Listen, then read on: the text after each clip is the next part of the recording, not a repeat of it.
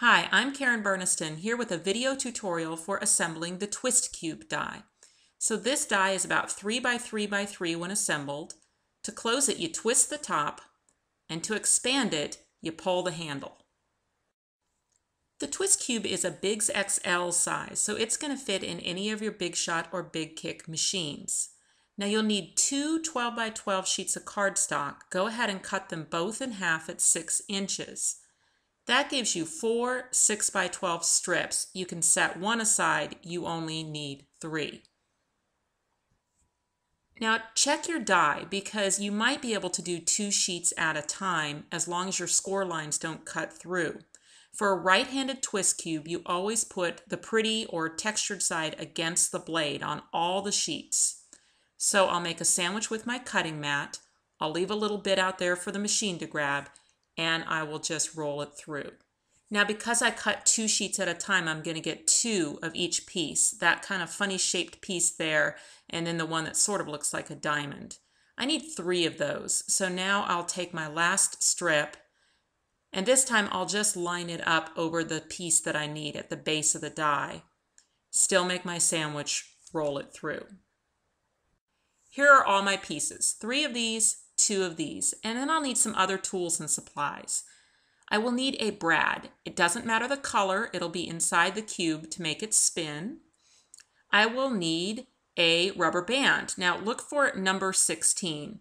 They're readily available at any office supply store. Look at Staples in the UK because I've seen them there. Now you just need 1. Then I will need a pair of scissors.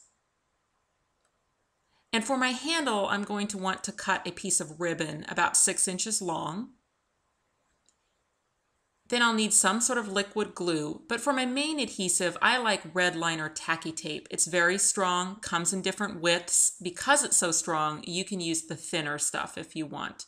And then a mini stapler. So they come different styles as well. I'm going to use my tiny attacher, one of my favorite tools. And then I'll go ahead and use some office tape as well. Let's start with that funny shaped piece there, and if you'll hold it so that you've got the texture or the pretty side up, then fold it right in the middle there, texture to texture. Those 2 little holes are going to line up there, and then there's 2 other folds on the other side of the holes, and those 2 folds need to come back the other way. And what you'll end up with is this little shelf in there. Let me show you. See that? And that needs to be glued together. So I'll take any type of liquid glue. Strong is great if you're using just the glue, but if you're going to use your stapler, and then it doesn't really matter what the glue is. So I'll put a little glue in there. Now that's on the textured side there, and then I'll just press it together. And this is where that little mini stapler really helps, because rather than wait for that glue to dry, now I'll take my little stapler, and just as close as I can get up to the fold, I'll just throw a few staples in it.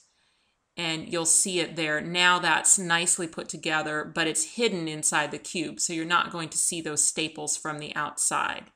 Now that little triangle at the bottom, that fold comes up on itself there, and that's all you need to do to that piece.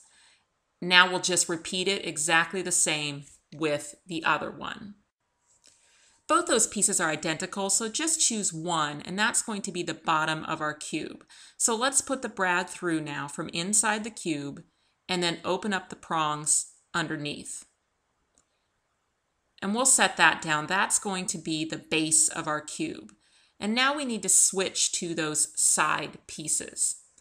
The machine has made 5 score lines for you, 4 around the outside and a diagonal one. And on that textured side where the blade has actually gone into the paper is the easiest place to see the folds and work the folds. So all 5 of those folds, let's fold them texture to texture. That's just going to give us the opportunity to see where all the folds are and get them started. Then the 4 around the outside, now let's back fold those because they actually go the other way. So the diagonal one stays texture to texture or valley, but all of the other ones end up being mountain folds. And we're going to repeat that now for the other 2. There's all three, and you will notice they are all identical. That is what you want, them all to be the same. And what's going to end up happening is all three of those sides will end up being adhered underneath that base piece there using those bigger tabs. So to get those prepared to do that, we just need to add some of that red liner tacky tape right in there close to the fold on our bigger tabs. And there you see where I've done it for all three of them.